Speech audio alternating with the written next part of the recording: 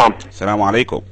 عليكم السلام عليكم. سيد كمال، هل يجوز أحد أن يتمتع بأحد بناتك أم إنه محرم كما قيل في العقيدة عدم التمتع بأبناء السادة؟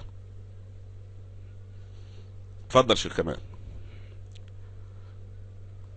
شيخ كمال، هل يجوز التمتع بأحد بناتك أم إنه محرم كما جاء في كتب العقيدة الشيعية التمتع بأبناء السادة؟ لا فاتح لسه الخط، هو يسمعني الآن. اتفضل شيخ كمال. شيخ كمال،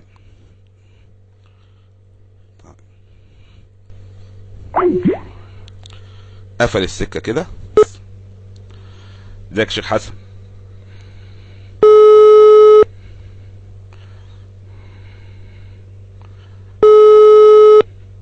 الو نعم. السلام عليكم. عليكم السلام ورحمة. شيخ علي القراني، هل يجوز التمتع بأحد بناتك أم إنه لا يجوز؟ اتفضل شيخ علي.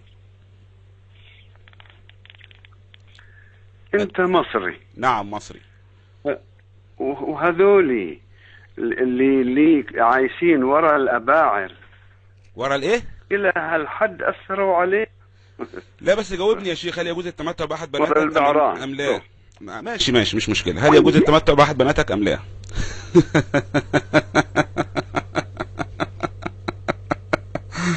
الله أكبر.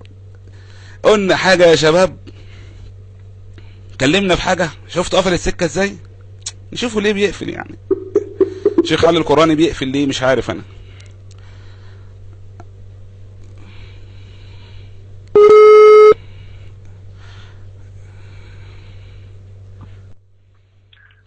ايش بتقفل يا شيخ؟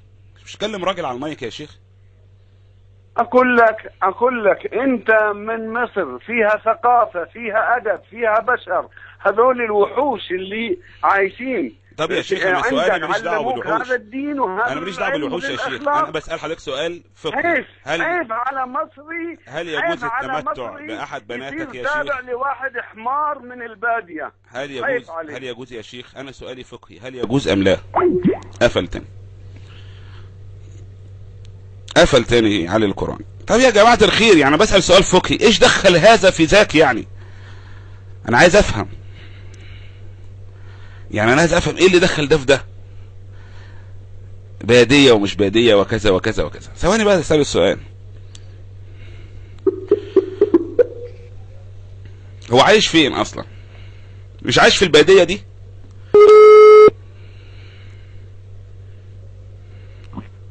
ما يفيد وياك. معلش يا شيخ معلش لحظة بس. أنا عندي كلام معاك. حضرتك عايش في مصر ولا في البادية يا شيخ؟ حضرتك عايش واحد عنده ثقافة مصر. طب حضرتك عايش في البادية ولا في مصر؟ فيها ناس أوادم، فيها ناس مثقفين، فيها ناس بيفهموا. حضرتك عايش في البادية ولا في مصر؟ من اللي علمك؟ حضرتك عايش في البادية ولا في مصر يا شيخ؟ حضرتك عايش فين؟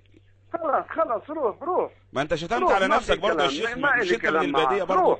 ما انت روح نزلت نفسك الى هو يا شيخ. جاوبنا على السؤال، انت من البادية ولا منين؟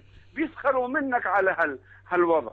والله انهم بقريتك، في قريتي ناس في قريتك ارقى منك. بقول لك انت مش نزلت مصر يا شيخ بالحق؟ طب مش تتصل بيا يا شيخ، اجي اقابلك حتى في المطار، اقطع راسك ولا حاجة.